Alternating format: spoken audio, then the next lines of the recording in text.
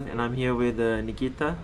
He's from Russia but staying in Canada, right? Montreal. Yes. Alright, so just before we get into the questions, Nikita, could you just take a few moments to introduce yourself, who you are, and what are you currently doing? Yes. My name is Nikita, and what I'm doing currently is traveling the world and doing hypnotherapy. I see. Yes. So, just out of curiosity, what got you into doing hypnotherapy, right? Go Yes. ahead. Yes. I always like to help others, and I was always curious about human nature and about how the human mind functions. What are some other things that we don't know about ourselves? And since my mom was a hypnotherapist, and she showed me things and I experienced things with her, it got me even more like interested in that subject. So I decided to pursue it further and learn more about it as well. And also, just a little conversation that we had earlier, you said that you've been traveling for a while as well. So, Yes. just out of curiosity, again, at what age did you start traveling, and what made you want to get into something like that? I started traveling around 21 years old, And sorry, how old are you now? and now I'm 24. Okay, so That about was three my years. first, yes, this was my first time that I was traveling. And I just always wanted to travel since I was like 18, but I just never had enough money because I was living alone. I Right. had to pay for the bills, I had to pay for my car, for everything. Yeah. And once I had enough money, I just said, okay, let's go to Thailand, And that's what really opened the doors for me. And like it showed me another way of living that I was not aware of by staying in my own country. Right.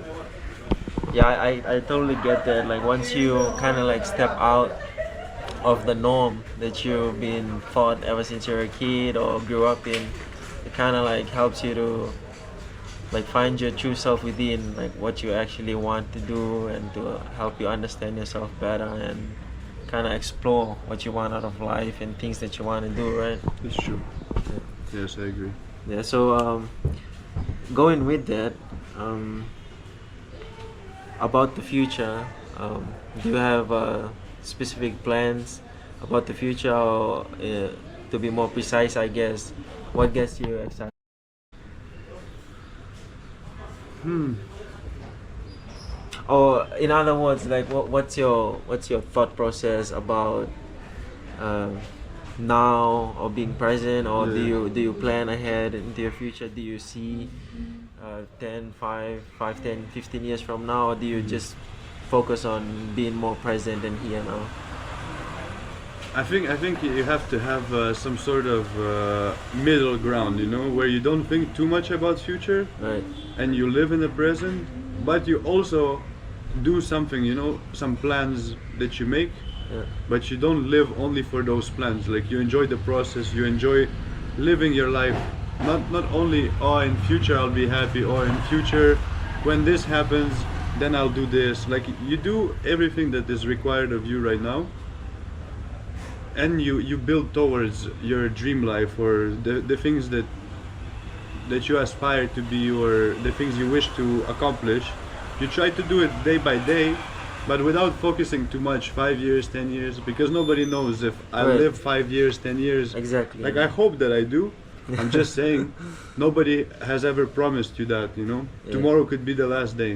Right. And that's why I say there has to be a middle ground, that you don't, not too focused on future, but also don't think like, oh, I'm gonna die tomorrow, so whatever, let's just live right now and this day. Right. So I believe there should be always a balance in everything Yeah. within your life. Yeah, I agree with that. I think it's important to have a sense of direction, but also to not just be focused on, okay, I'll be happy then, I'll do this then, but also to be present and enjoying the process, living in the moment, heading towards that direction, right? Yes, Right. completely agree. That makes sense. That's a really good advice, though. And speaking of advice, what's one advice that you wish someone gave you when you were younger or growing up? Or what's one advice that you would give to someone that is growing up, or kind of thinking of traveling or exploring and getting to know themselves better? One advice I would like to give to everybody is to follow their intuition, is to follow the voice deep within that calls you to do things that sometimes you're afraid to do, sometimes you never done them, so you don't know how to. Like, you just listen to whatever is within you. You don't listen to your mind, because the mind tends to deceive, or it has too many barriers inside, you know, too many thought patterns that have been developed through the years that might interfere with your intuition voice. So you need to learn how to hear your intuition and then just act out of intuition all the time. So One question. Yeah. Sorry. yeah, so You can keep it. no, it's okay. Yeah, there's So the question is that if there is some difficulty to listen to the intuition and brain is the conflict between heart and brain, how to did you any time experience anything? How did you overcome that challenge? Battling that fight between brain and heart. so pretty much what you're asking is if you have a conflict between making a decision between your brain and your heart, like how do you overcome or go through that, right? That's a good question. Yes. So let's say you have two answers that come up.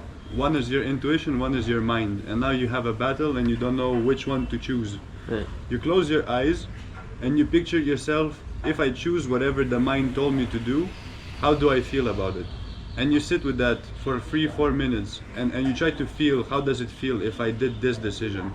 And then you take the intuition and you do the same thing. You close your eyes and how do I feel if I took whatever my intuition told me to do, and now, like, how would I feel? And then you sit with it for like 3 or 4 minutes, Right. and then you will feel the difference between which choice was the right choice, and which one came from the mind and which one came from the soul. Yeah, I think that's a good answer. And while you were answering that, and thank you, Ashu, for that question. I had a follow-up question regarding that. So I also feel like in order for a person to have the ability to do that, first he has to know and understand how to listen to his inner voice, right? The voice within. It's true. So for a person to develop a strong connection to themselves in order to have a clearer understanding of the voice within, what are some of the things that they could do? I think the best thing that you can do is to close down your phone, close your computer, close your TV, music, whatever, and go alone in nature and sit with yourself. And just sit there with your thoughts, with your emotions, and try to hear whatever is you've been suppressing through the phone, through scrolling, through watching Netflix.